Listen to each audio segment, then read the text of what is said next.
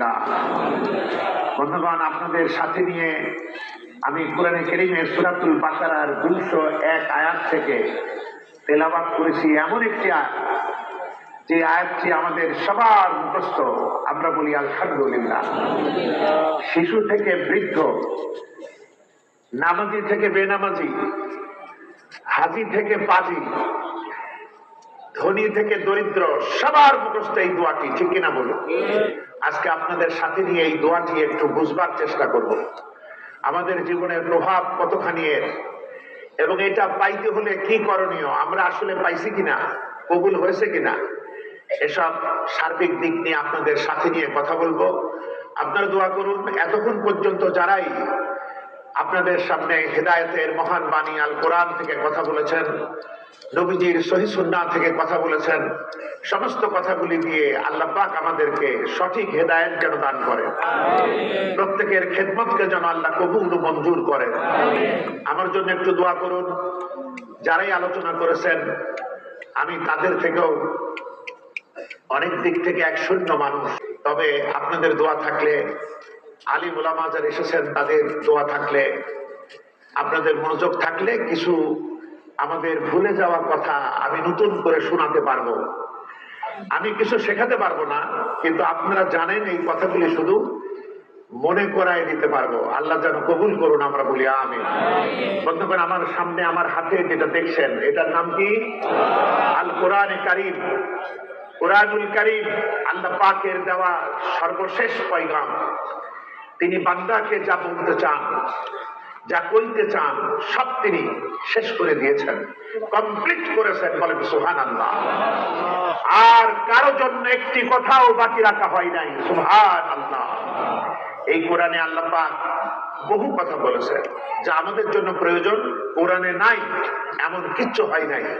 যেটাই আমাদের দরকার কিয়ামত পর্যন্ত, শুধু আজকের এই পৃথিবী না, অথবা 1400 বছর আগের পৃথিবী না, সেখান থেকে শুরু করে কিয়ামত পর্যন্ত সর্বশেষ ব্যক্তির জন্য যেটা প্রয়োজন, রাষ্ট্রনায়কদের জন্য যেটা প্রয়োজন, সেনাপতির জন্য যেটা প্রয়োজন, ব্যবসায়ীদের জন্য যেটা প্রয়োজন, স্বামীদের জন্য, স্ত্রীদের জন্য, পরিবারের জন্য, সমাজের জন্য, রাষ্ট্রের জন্য, বিশ্বের জন্য যা প্রয়োজন, সব কিছু এখানে সাজায় গুছায় আল্লাহ পাক দিয়ে অবশেষে বলছেন আলিফ লাম মিম যালিকাল কিতাবু লা রাইবা ফি।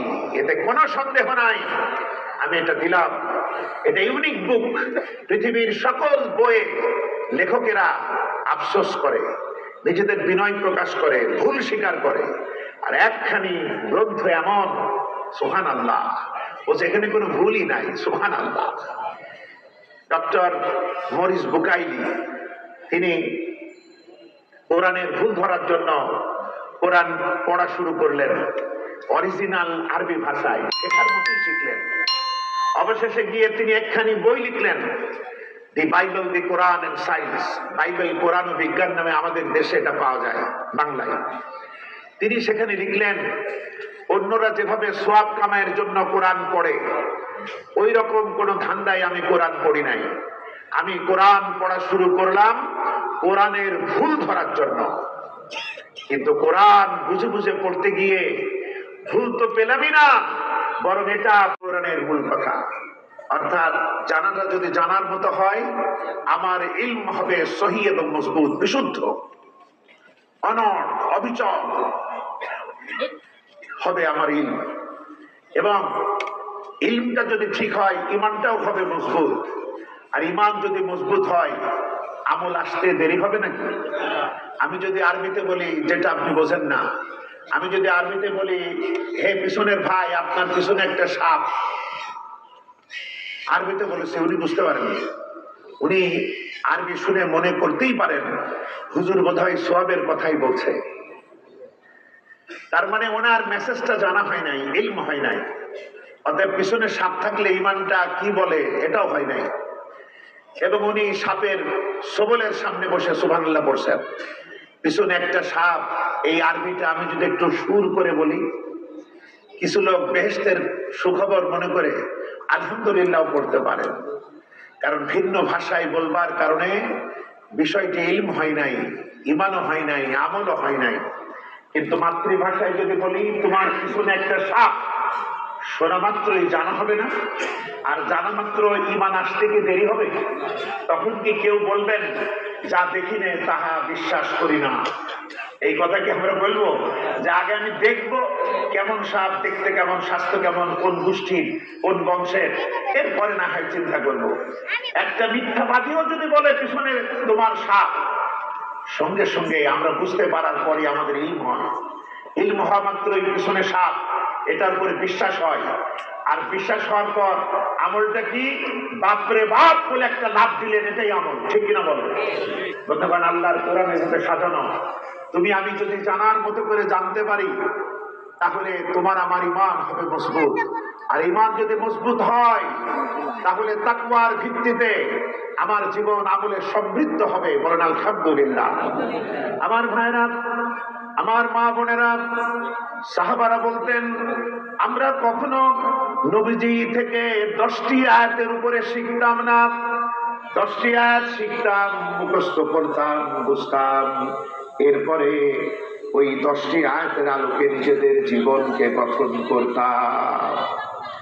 এরপরে আবার নতুন ভাবে আরো 10টি আয়াতের সবক নিতাম, যার কারণে সাহাবারা যখন রাস্তা দিয়ে পথ চলতো, ভিন্ন সম্প্রদায়ের লোকেরা বুঝতে পারত এ যেন আমাদের মতো মানুষ রাস্তা দিয়ে চলছে না, মনে হতো কোরআনটাই জিন্দা হয়ে রাস্তা দিয়ে হেঁটে যেতেছে।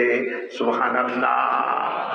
তারা ছিল কোরআন সহকারে মুসলিম, আর আমরা কি আদম শুমারির মুসলিম, মানে কোরআন সালহা মুসলিম। আজকে আমাদের ভিতরে অনেকেই মনে করি আমরা যে আমাদের জীবন দুভাগে বিভক্ত। একটি হলো দুনিয়া, দুনিয়ার কাজ যখন করি আমরা তখন বুঝি এটা দুনিয়াদার। আবার মসজিদে যখন যাই আমরা তখন বুঝি এটা দিনদারি, ঠিক কিনা বলে? বন্ধুগণ, বিশ্বাস করুন, একজন মুসলমানের জীবনে দুনিয়াদারি বলে কিচ্ছু নাই, তার দুনিয়াদারিও দিনদারি। বলেন সুবহানাল্লাহ। শুধু টার্গেট ঠিক করে নিতে হবে, এম ইন লাইফ ঠিক করে নিতে হবে, জীবনের লক্ষ্য স্থির করতে হবে যে আমি যেটাই করি, যেটাই বলি, যাই করি, সব কিছু একমাত্র কার সন্তুষ্টির জন্য? আল্লাহ। আর এর বিনিময় আমি পৃথিবীতে পেতে চাই না। একটা মহাকাল আছে যা ফুরবে না, সেটা হচ্ছে আখিরাত। সেখানে গিয়ে আমি এর অফুরন্ত পুরস্কার পেতে চাই। এই টার্গেটেই কাজ করতে হবে। দুনিয়ার জন্য দুনিয়া কামাই যদি হয়, তাহলে গ্রেট লস, বিশাল লসে পড়ে যেতে হবে। আমি দুনিয়ার সব কাজই করব, বিয়ে শাদী, ব্যবসা বাণিজ্য, চাকরি বাকরি, রাজনীতি, সমাজনীতি, অর্থনীতি, মানবতার খেদমত, মানবতার সহায়ক হওয়া, মানুষের পাশে দাঁড়ানো, আত্মীয় স্বজনের হক আদায়, সবই করব, কিন্তু কাকে খুশি করার জন্য না। কাকে খুশির জন্য? একা তুমি ভাবছো বসে, ভাবিবার তুমি কে?